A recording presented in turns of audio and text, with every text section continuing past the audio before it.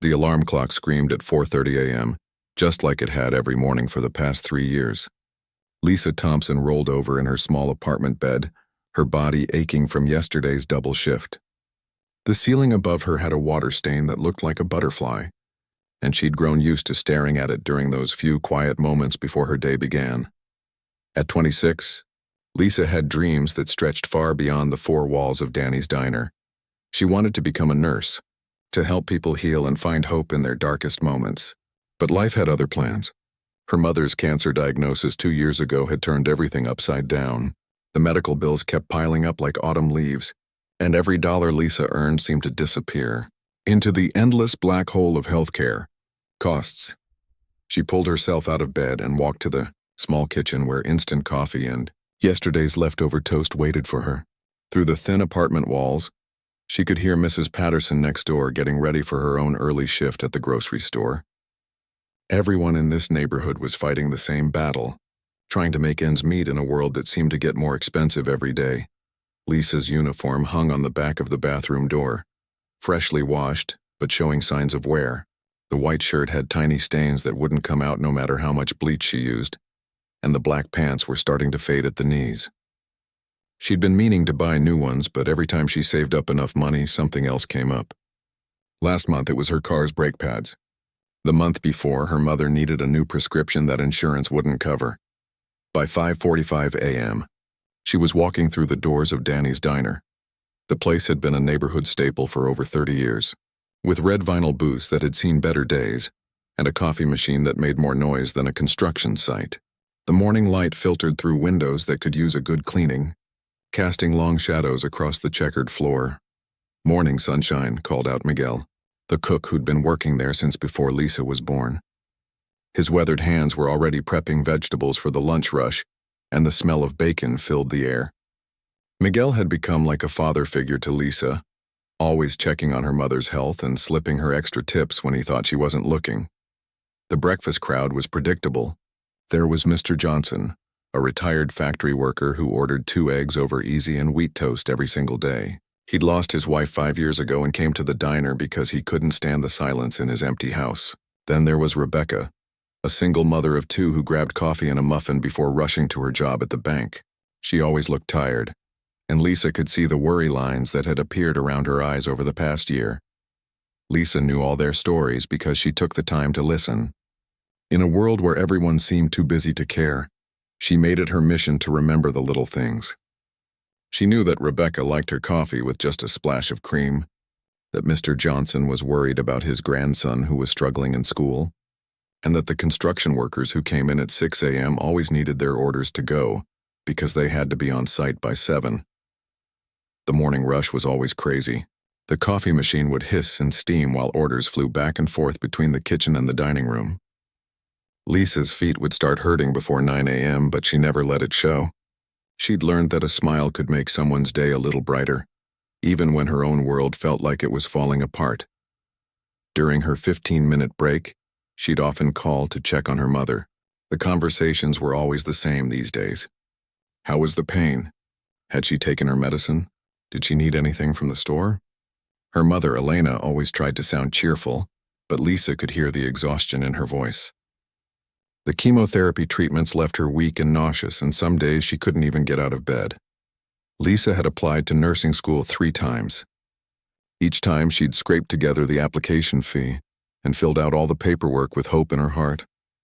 Each time she'd had to withdraw because she couldn't afford the tuition.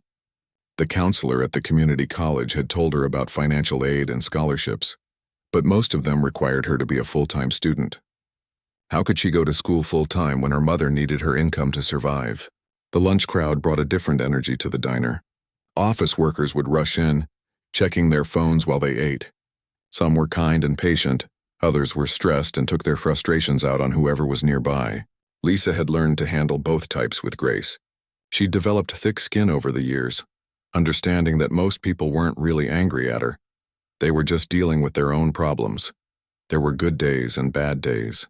Good days were when regulars brought pictures of their grandchildren, or when someone left a tip that was bigger than expected.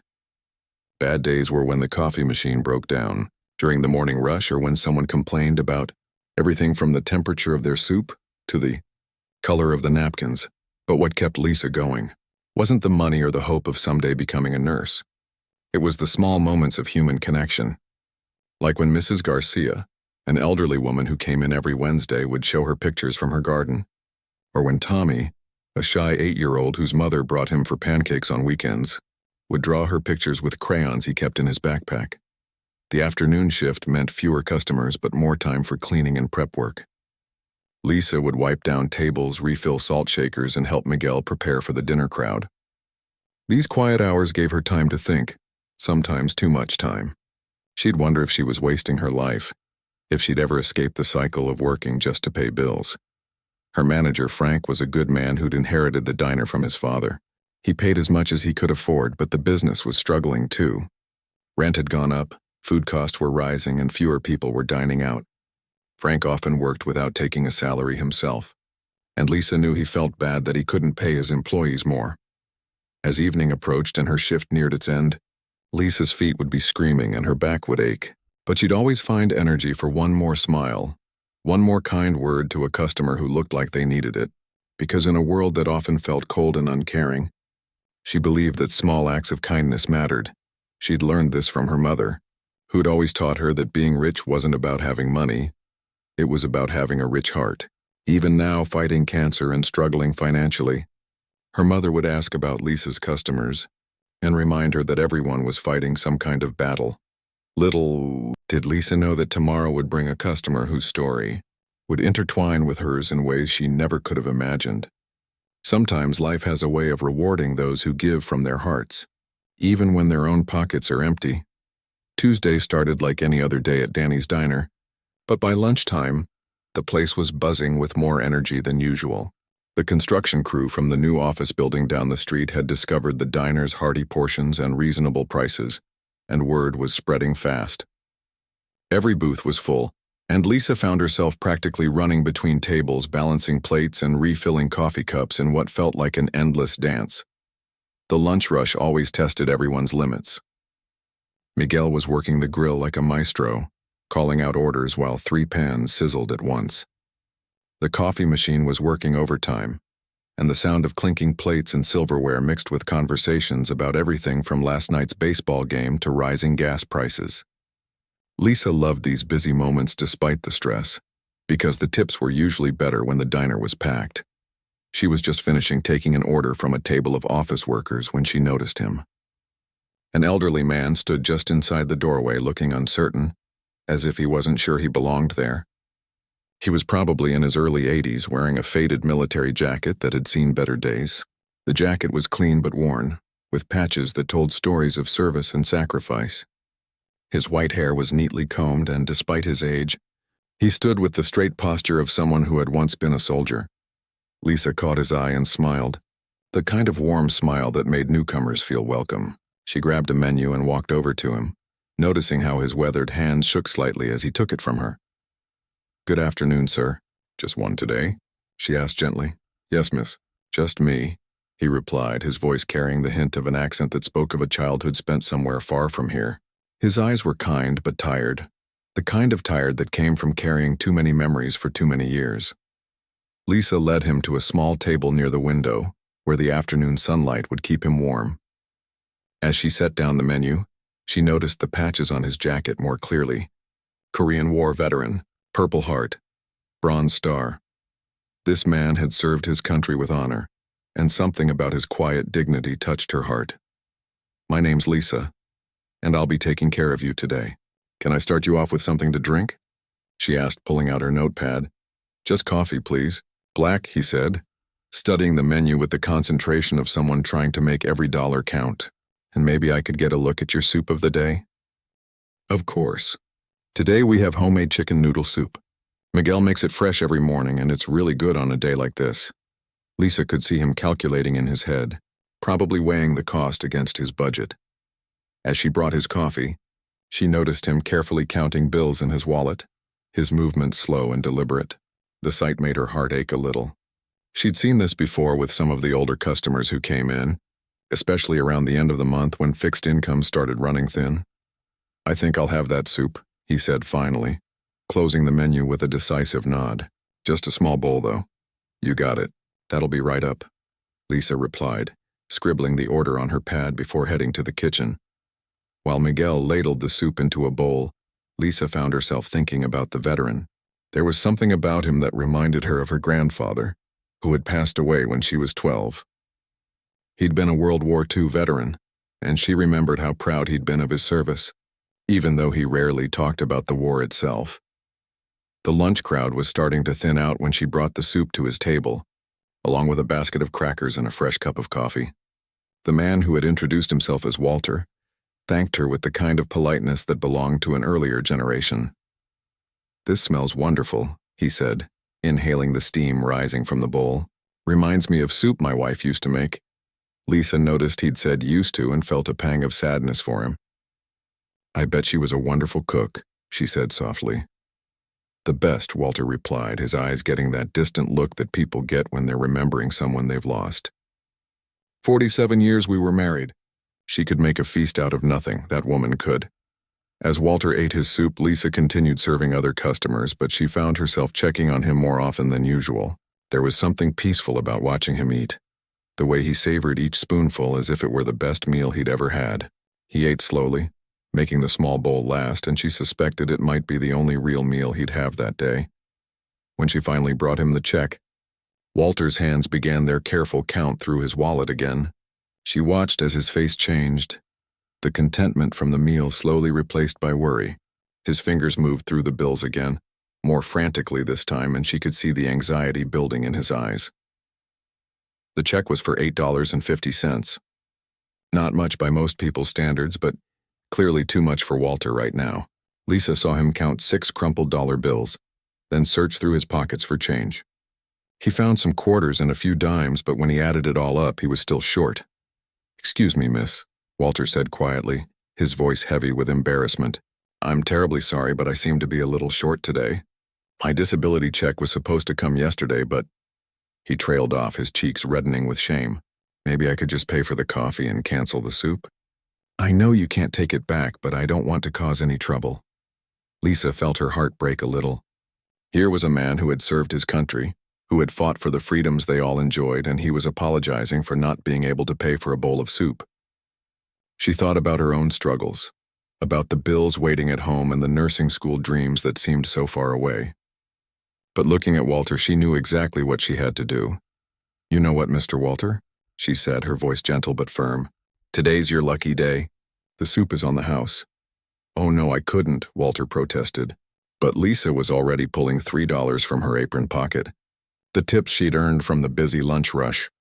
"Consider it a thank you for your service," she said, adding the money to his $6 and placing it all in the check folder.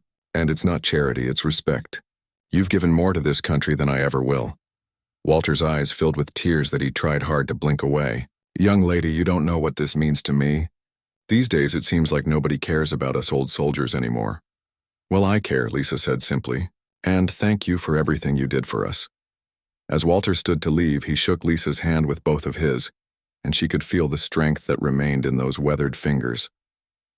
"God bless you, miss. Your parents raised you right." After he left, Lisa went back to work, not thinking much about what she'd done. It was just $3, just a small kindness for someone who needed it. She had no idea that across the diner someone had been watching the entire exchange, someone whose life had just been changed by witnessing such simple, genuine compassion. In the corner booth near the back of Danny's diner sat a man who looked completely ordinary. David Chen wore a simple gray sweater and jeans, the kind of clothes you'd see on any middle-aged businessman grabbing lunch on a Tuesday afternoon. His black hair was starting to show touches of silver at the temples, and behind his wire-rimmed glasses, his dark eyes watched the world with quiet intelligence. Nothing about his appearance suggested that he was worth more money than most people could imagine. David had built his technology company from nothing, starting in a garage 25 years ago with just a laptop and a dream. Now his software helped hospitals around the world save lives, and his company employed thousands of people. But success hadn't made him forget where he came from. His own parents had immigrated to America with nothing but hope and determination, working multiple jobs to give their children a chance at a better life. Today, he was supposed to be in a boardroom across town, discussing a merger that would be worth millions. Instead, he'd told his assistant to reschedule everything. Sometimes even billionaires needed a break from the endless meetings and phone calls. He'd driven around the city aimlessly until hunger led him to this little diner that looked like it belonged in a different, where David had chosen the corner booth, specifically because it gave him a clear view of the entire restaurant while keeping him somewhat hidden. After decades of being recognized and approached by people wanting favors or investments, he'd learned to value his privacy. Here, in his casual clothes, he was just another customer enjoying a peaceful lunch. He'd been reading emails on his phone when the elderly veteran walked in. Something about the man's bearing caught David's attention immediately. Despite his age and the obvious wear on his clothes, the veteran carried himself with dignity. David's own grandfather had been a soldier, and he recognized that particular combination of strength and humility that seemed to mark men who had served their country. David watched as the waitress, Lisa, approached the veteran with genuine warmth. In his business dealings, David had become expert at reading people, at distinguishing between authentic kindness and the fake smiles that people wore when they wanted something from him. Lisa's kindness was real. She didn't know who David was, had no reason to put on an act, and yet she treated every customer like they mattered. As the lunch rush intensified around them, David found himself paying more attention to Lisa than to his own meal. She moved between tables with practiced efficiency, but what struck him was how she remembered little details about each customer. She knew without asking that the construction worker at table 6 wanted extra hot sauce, that the woman by the window preferred her coffee refilled constantly, and that the businessman near the door was in a hurry and needed his check quickly. But it was her interaction with the veteran that truly captured David's attention. He watched her bring the man coffee and soup, saw how she lingered just long enough to make him feel welcome without making him feel rushed. There was something in the way she looked at the elderly man that reminded David of how his own daughter used to look at her grandfather, with respect and genuine affection. David had finished his own meal and was considering leaving when he noticed the change in the veteran's demeanor. From across the room, he could see the man's anxiety as he counted and recounted the money in his wallet. David had seen that look before on his own father's face during the early years when money was tight and every dollar had to be stretched. Then came the moment that would stay with David forever. He watched as Lisa approached the veteran's table with the check, saw the man's embarrassment as he realized he couldn't pay for his meal. David expected the usual response, the kind he'd seen in expensive restaurants when someone's credit card was declined. But Lisa's reaction was nothing like that. Instead, David witnessed something that reminded him why he'd gone into business in the first place. He'd always said he wanted to use technology to help people, to make the world a little bit better. But here was a young woman who was making the world better with nothing more than $3 from her own pocket and a heart full of compassion. The entire exchange took less than 5 minutes, but David found himself profoundly moved. He watched as Lisa quietly paid for the veteran's meal, saw how she did it in a way that preserved the man's dignity. She didn't make a big show of it, didn't draw attention to her generosity. She simply did what felt right.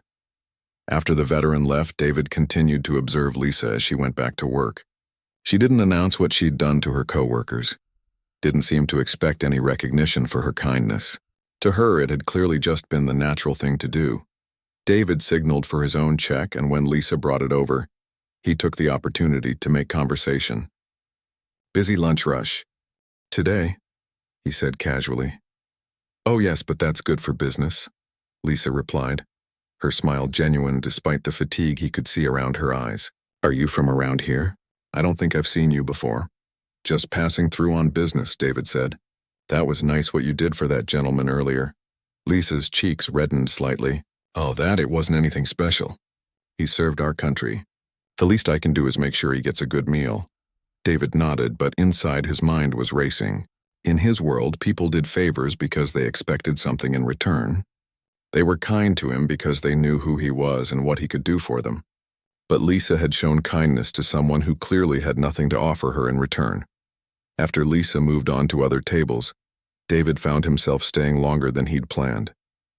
He struck up conversations with other customers, and what he learned only reinforced his growing admiration for the young waitress. The construction workers told him how Lisa always remembered their names and asked about their families. An elderly woman mentioned how Lisa had helped her to her car when it was raining the week before. Even Miguel the cook had stories about Lisa's kindness when David complimented him on the food. "She's special, that one," Miguel said, wiping his hands on his apron. "Been working here 3 years, and I've never seen her treat anyone badly, no matter how rude they are to her. Always asking about my grandkids, always willing to stay late if someone needs help. Sounds like she has her own challenges, though," David said carefully. Miguel's expression grew serious. "Her mama's real sick. Cancer. Lisa's trying to go to nursing school, but..." He shrugged sadly. "Life's not fair sometimes, you know. Good people like her struggling while others have everything handed to them." David left the diner that afternoon with his mind made up. He'd built his fortune by recognizing opportunities, by seeing potential where others saw only problems. But this wasn't about business. This was about something more important. That evening, instead of returning to his hotel, David drove to a coffee shop with free Wi-Fi and began researching. He looked up nursing programs in the area, scholarship opportunities, and financial aid options. He made phone calls to people who owed him favors, people who could help him understand exactly what it would take to change one young woman's life. As he worked late into the night, David kept thinking about what he'd witnessed at the diner. In a world that often seemed driven by selfishness and greed, Lisa had shown him something precious, genuine goodness that expected nothing in return. Now it was his turn to give something back. 3 days had passed since David Chen first walked into Danny's diner, but he hadn't been able to stop thinking about what he'd witnessed. He'd spent those days making phone calls, pulling strings, and arranging things that most people would consider impossible. Now, on Friday afternoon, he was back, but this time he looked very different. Gone were the casual clothes and unassuming appearance. David wore a crisp, navy blue business suit, the kind that cost more than most people made in a month. His shoes were polished leather, and he carried a sleek briefcase that spoke of wealth and power.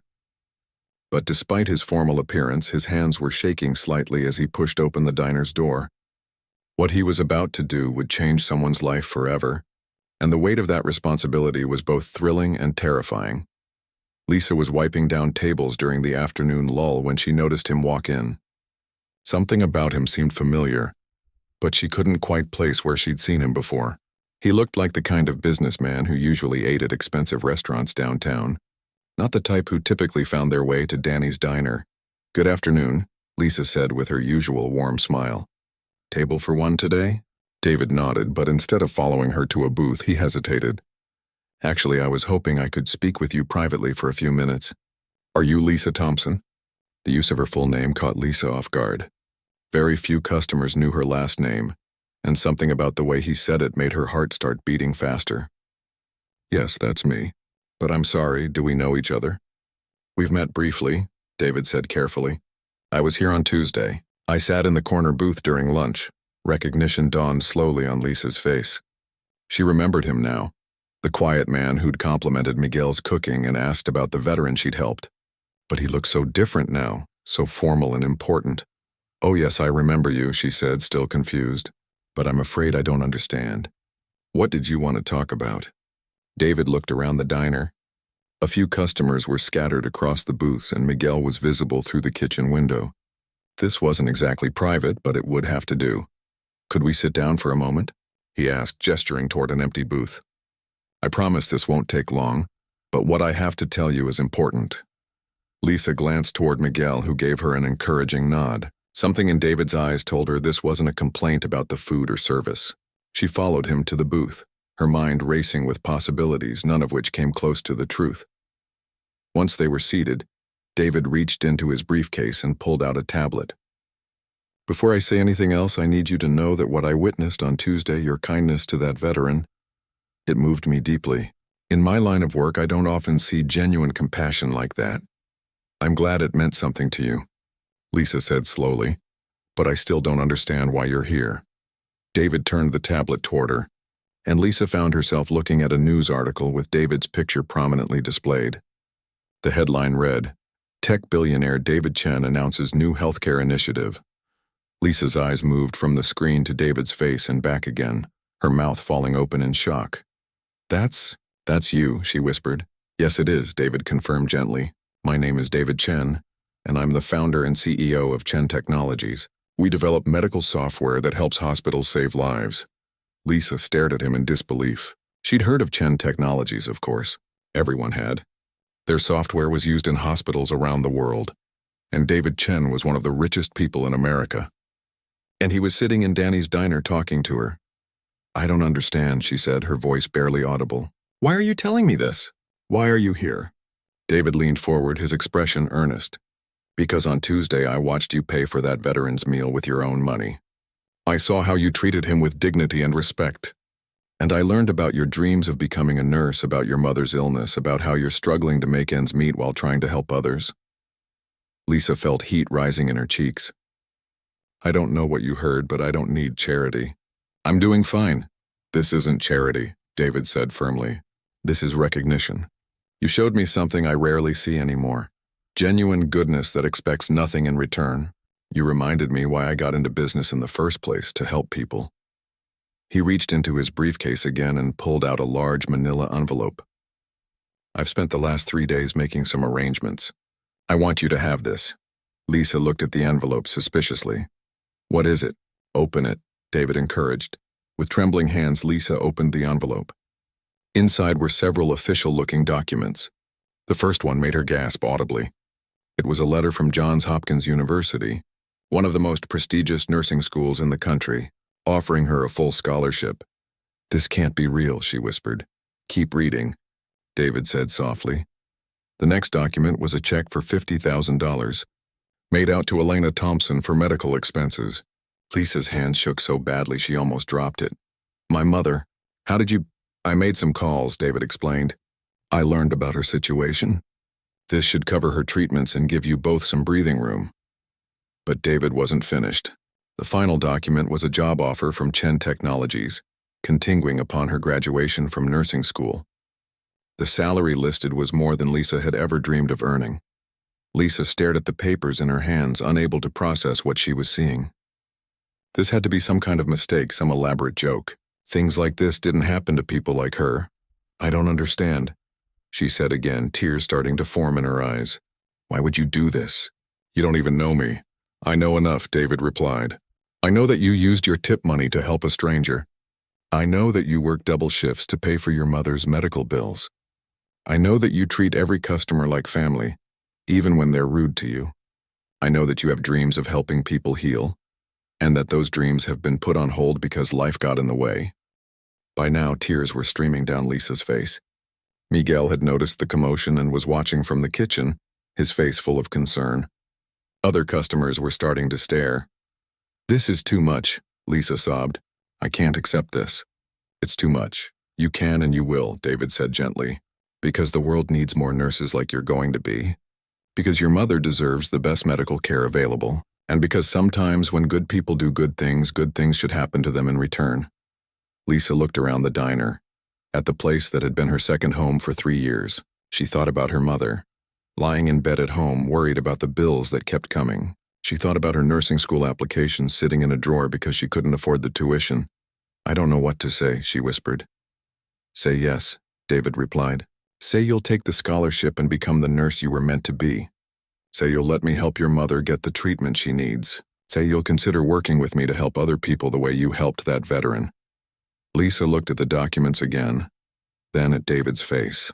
She saw sincerity there and kindness and something else that surprised her. She saw hope. "Yes," she whispered, then louder. "Yes, I accept." The entire diner erupted in applause as Miguel came running out of the kitchen, tears in his own eyes. News traveled fast in a small place like Danny's diner, and within minutes, everyone knew that their beloved Lisa's life had just changed forever. 6 months had passed since that incredible Friday afternoon at Danny's diner, and Lisa could hardly believe how much her life had changed. She was walking across the campus of Johns Hopkins University, her arms full of nursing textbooks, wearing scrubs that actually fit properly instead of the worn uniform she'd grown used to at the diner. The autumn leaves crunched under her feet as she made her way to her advanced anatomy class, and, for the first time in years, she felt like she was exactly where she belonged. The scholarship had covered everything, not just tuition but also books, supplies, and even a small living allowance that meant she didn't have to work while studying.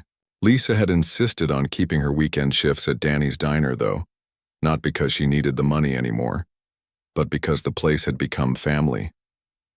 Miguel still called her his favorite daughter, and Frank had been so proud when she started school that he'd put up a banner that read, "Congratulations to our future nurse, Lisa." The best part of these 6 months, though, was watching her mother, Elena, get stronger. The $50,000 David had provided had opened doors that health insurance had kept locked.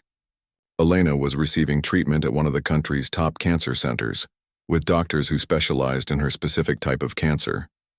The experimental therapy was working better than anyone had dared to hope. Lisa remembered the day she'd come home to tell her mother about David's incredible gift. Elena had been lying in bed, exhausted from another round of chemotherapy that wasn't really helping. When Lisa explained what had happened, her mother had cried tears of joy mixed with disbelief. "Mija," Elena had whispered, using the Spanish nickname she'd called Lisa since childhood. Sometimes angels come when you least expect them. Now Elena was not only cancer-free but had enough energy to volunteer at the hospital, where she was receiving follow-up care. She helped other cancer patients navigate the confusing world of treatments and insurance, sharing hope with people who desperately needed it. The circle of kindness that had started with $3 at a diner had grown bigger than anyone could have imagined. But the story didn't end with Lisa and her mother. 3 weeks after that life-changing day at the diner, David had done something that surprised even himself. He'd shared the story on his company's social media accounts, not to brag about his generosity, but to highlight the kind of everyday heroism that often goes unnoticed. The post went viral overnight. Millions of people read about Lisa's simple act of kindness and David's response, and something magical started happening. Restaurants across the country began reporting customers paying for strangers' meals. Coffee shops started seeing people leave money for the next customer's drink. The hashtag #PayItForwardLikeASoldier began trending, with people sharing their own stories of kindness to veterans and others in need. A news crew from the local television station had come to interview Lisa at the diner, and soon national networks picked up the story. Lisa found herself on morning talk shows, not as a celebrity, but as a symbol of the kindness that existed in ordinary people everywhere. She was uncomfortable with the attention at first, but David helped her understand that her story was inspiring others to act with compassion. "You're not just changing your own life," he'd told her during one of their regular phone calls. "You're changing how people think about helping each other." The impact reached far beyond social media and news stories. Restaurants in dozens of cities started veteran appreciation programs, offering discounted or free meals to service members. Nursing schools reported an increase in applications from people who said Lisa's story had inspired them to pursue careers in healthcare. Even Danny's Diner saw changes that no one could have predicted. Frank had installed a Pay It Forward board near the cash register, where customers could leave money for others who might need a meal. The board was never empty. People would come in specifically to add money to it, often leaving notes that said things like, "For someone who needs kindness today," or "Thank you to all who serve our country." The most touching change came when the city decided to honor the diner's role in sparking a movement of kindness. They installed a small plaque near the entrance that read, "Where small acts create big changes." Below it was a quote that had become famous from Lisa's first television interview. "Kindness doesn't cost much, but it's worth everything." Walter, the veteran whose meal had started it all, had become a regular visitor to the diner. When reporters tracked him down to get his side of the story, they discovered that he'd been struggling with loneliness and depression since his wife's death. Lisa's kindness that day had given him more than just a meal. It had restored his faith in human goodness. Walter and Lisa had developed a beautiful friendship. She would call him every week to check on him, and he would share stories about his late wife and his time in Korea. When Lisa started her clinical rotations at the hospital, Walter began volunteering there too, spending time with elderly patients who didn't have family visitors. The friendship between a young nursing student and an elderly veteran became another part of the story that captured people's hearts. They appeared together on several talk shows, with Walter proudly introducing Lisa as the angel who reminded an old soldier that he still mattered. As Lisa's graduation from nursing school approached, she and David had been working together on something special. They were establishing a foundation called $3 Forward, named after the amount Lisa had paid for Walter's meal. The foundation would provide scholarships for nursing students who demonstrated exceptional compassion, fund meals for veterans in need, and support small acts of kindness that could create big changes. David had committed $10 million to start the foundation, but donations had been pouring in from ordinary people who wanted to be part of the movement. Teachers, construction workers, retirees living on fixed incomes, everyone wanted to contribute something. The foundation's first-year budget had grown to over $15 million, all because people were inspired by a waitress who had paid for a stranger's soup. The graduation ceremony was scheduled for the following month, and Lisa had made a special request. She wanted Walter to be her guest of honor, to walk with her family when she received her diploma. The nursing school had agreed, and they'd even asked Walter to say a few words to the graduating class about the importance of compassion in healthcare. Miguel had requested time off from the diner to attend the graduation, and Frank was closing the restaurant for the afternoon so the entire staff could be there. David would be sitting in the audience too, watching the young woman whose kindness had reminded him why he'd gotten into business in the first place. As Lisa walked to her clinical rotation that morning, she thought about how different her life looked now compared to 6 months ago. She was studying to become the nurse she'd always dreamed of being. Her mother was healthy and happy. She had new friendships and opportunities she'd never imagined possible. But the most amazing thing wasn't what had happened to her. It was what had happened because of her. Across the country, people were being kinder to each other. Veterans were feeling valued and respected. Young people were choosing careers in healthcare because they wanted to help others. Restaurants were becoming places where strangers took care of each other, all because a tired waitress had decided that an elderly veteran deserved to enjoy his soup with dignity. Lisa had learned that kindness wasn't just about the person you helped. It was about planting seeds that could grow into forests of compassion.